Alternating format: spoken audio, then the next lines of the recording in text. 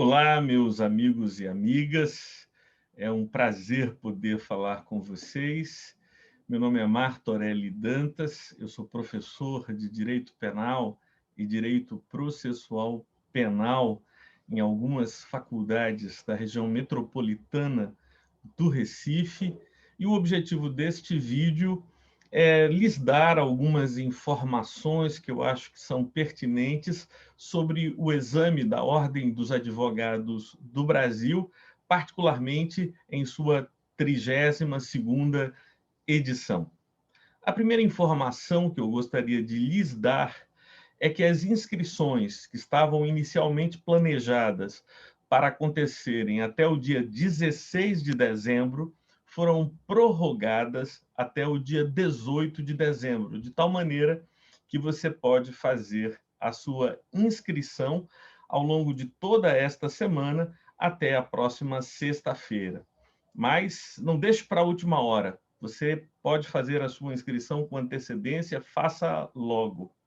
Em segundo lugar, dizer que aquelas pessoas que estão no último ano do curso de Direito, ou seja, que estão cursando o 9º ou o 10º período, estão habilitadas para fazer o exame da ordem.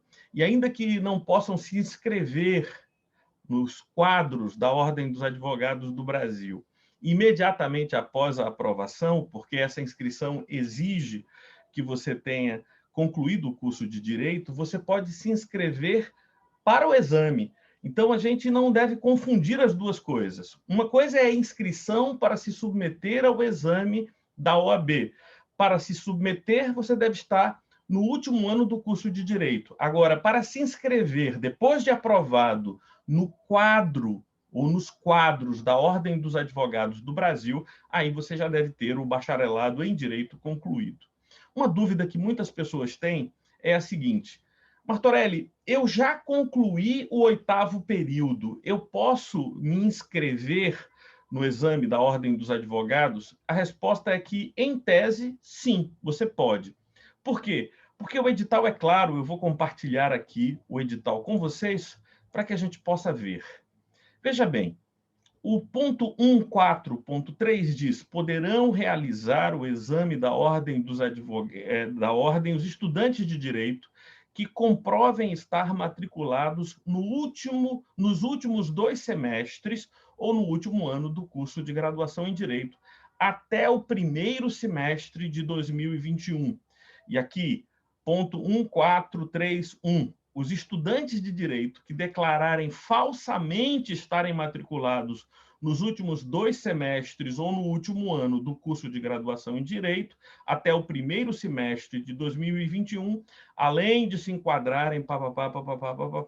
Então, vejam bem, você não precisa de uma declaração da faculdade de que você está fazendo o 9º período, ou que está no último ano do curso de Direito. Você declarará que está realmente concluindo o seu curso de Direito. Ora, se neste momento, você terminou o seu 8º período, é óbvio, seguindo a lógica, se você efetivamente se matricular, que no 1º semestre de 2021 você estará no 9º período. Então, não tenha medo de declarar que durante o 1º semestre de 2021 você estará cursando o 9º período ou o 10º período do curso de Direito, que são essas hipóteses que admitem a sua inscrição. Então, você que está aflito se vai fazer ou não vai fazer o exame da ordem, então, se você se sente em condições, está preparado para se submeter a esse exame e concluiu o 8º período e irá fazer no 1º semestre de 2021 o 9º ou o 10º período, você está plenamente habilitado para fazer a sua matrícula e fazer, inclusive, a declaração de que, no 1º semestre de 2021, estará cursando o 9º período do curso de Direito. A questão mais angustiante nesse momento é outra. A questão mais angustiante é que, já no ato da inscrição, você deve optar por qual área fará a segunda fase do exame da ordem. E aí há muitas informações conflitantes, inquietantes, que geram dúvidas aos alunos. Então, deixa eu dizer de pronto, o que eu penso a respeito da escolha, da eleição, da decisão que você fará sobre em que se inscreverá para a segunda fase do exame da ordem. Quero fazer 3 considerações gerais. Em primeiro lugar, eu acredito que você, durante o curso de Direito, você que está chegando agora ao 9º período, se identificou mais intensamente com algumas disciplinas, com algumas matérias, com algumas áreas de pesquisa e de estudo. Esse é o primeiro indício, esse é o primeiro passo, o primeiro elemento que você deveria considerar na hora de escolher em que área você vai fazer o seu exame da ordem. É verdade que ninguém é obrigado a advogar na área em que se submete à seleção. Mas é muito mais fácil estudar, e estudar com alguma profundidade aquilo do que você gosta. Então, o primeiro elemento que você deve levar em consideração é este. O segundo elemento que você deve levar em consideração é o seguinte: em que área você pretende atuar como advogado?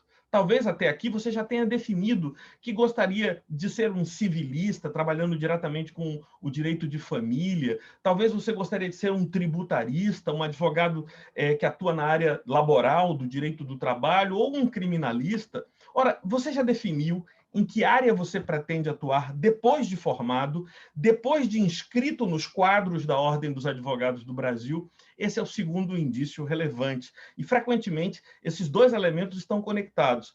As disciplinas que mais nos fascinaram, mais nos impressionaram, tendem a ser aquelas que nós desejamos exercer e atuar profissionalmente depois. Então, esses 2 elementos devem ser levados em consideração.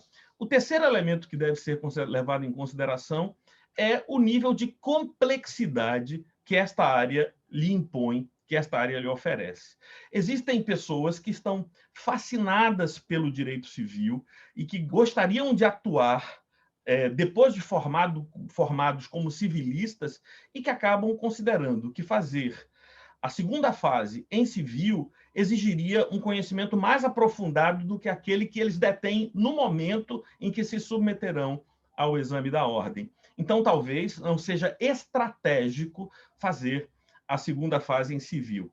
Mas esses são os 3 elementos a serem considerados. O primeiro elemento é a sua identificação com a área. O segundo elemento, a sua intenção em atuar naquela área depois de formado, e o nível de complexidade que a área impõe, e de todas as áreas, talvez a mais complexa seja efetivamente a área de civil. Contudo, eu preciso desfazer alguns mitos que estão estabelecidos por aí. O primeiro mito que você escutou demais alguém falar ao longo de todo o seu curso é que as áreas mais fáceis são trabalho e penal. Eu não subscreveria essa informação. Não existe nenhuma área que não exija estudo, dedicação e esforço. Mas por que as pessoas acreditam que é muito mais fácil passar em penal ou passar em trabalho, um número imenso de pessoas desqualificadas, despreparadas, acabam se inscrevendo nestas 2 áreas, e daí o alto nível de reprovação em penal e em trabalho. As pessoas pensam que o alto nível de reprovação deve-se à complexidade dessas áreas, o que não é verdade. O alto nível de reprovação é porque se espalhou que para passar em trabalho, para passar em penal, você nem precisa estudar. Basta dar uma lidinha na última hora, fazer umas revisões antes da prova e você vai conseguir a sua aprovação. Isto não é verdade. Seja qual for a área, você vai ter que se dedicar, estudar, exercitar, fazer peças.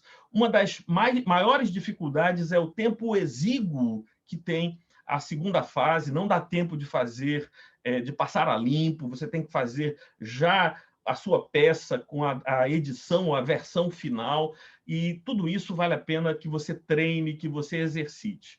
Então, vamos desfazer esse engodo, esse engano de que existem áreas mais fáceis e que não precisa estudar. Uma outra questão que eu gostaria de colocar para você: você precisa fazer um cursinho preparatório para a primeira fase ou para a segunda fase? A resposta é: depende. Depende, claro. Depende se você estudou, se você teve tempo de dominar os conceitos básicos exigidos na primeira fase, talvez você não precise de um cursinho. Mas o cursinho ele tem alguns fatores positivos. Primeiro, os professores que ministram esses cursos são pessoas gabaritadas, experimentadas e que conhecem da área e sabem como é que são cobrados os conhecimentos nestas provas.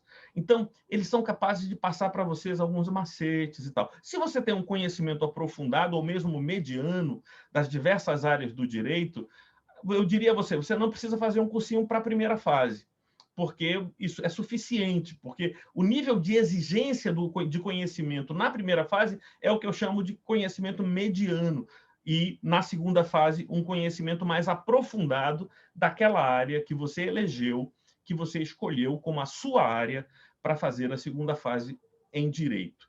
Então, no exame da ordem. Então, a questão é, você precisa fazer um cursinho? Eu diria, depende do seu conhecimento, do nível em que você está. Mas um segundo fator que ajuda aqueles que optam por fazer cursinho é o fato de que ali você pode exercitar em simulados. Por isso, é muito importante que aquele curso que você está procurando lhe ofereça a oportunidade de simular a primeira fase, fazendo as provas, e de simular a segunda fase, fazendo as peças e a resposta às questões abertas. Pelo menos 3 simulados seriam muito importantes. Uma pessoa que nunca fez um simulado vai chegar à prova com um prejuízo enorme, porque ela não sabe como é que a pergunta é feita e nem como é que ela deve se portar na elaboração das respostas. Ela não sabe como, por exemplo, se cai uma apelação, como é que faz a petição de interposição, onde termina a petição de interposição e começa as razões, né? Ou começam as razões recursais da apelação. Então, alguma experiência, isso pode ser passado num cursinho. Então, essas são as dicas que eu gostaria de dar a você. Você deveria definir e eu espero que você faça uma boa escolha e conte comigo para aquilo que for preciso. Um grande abraço, paz e bem a todos vocês.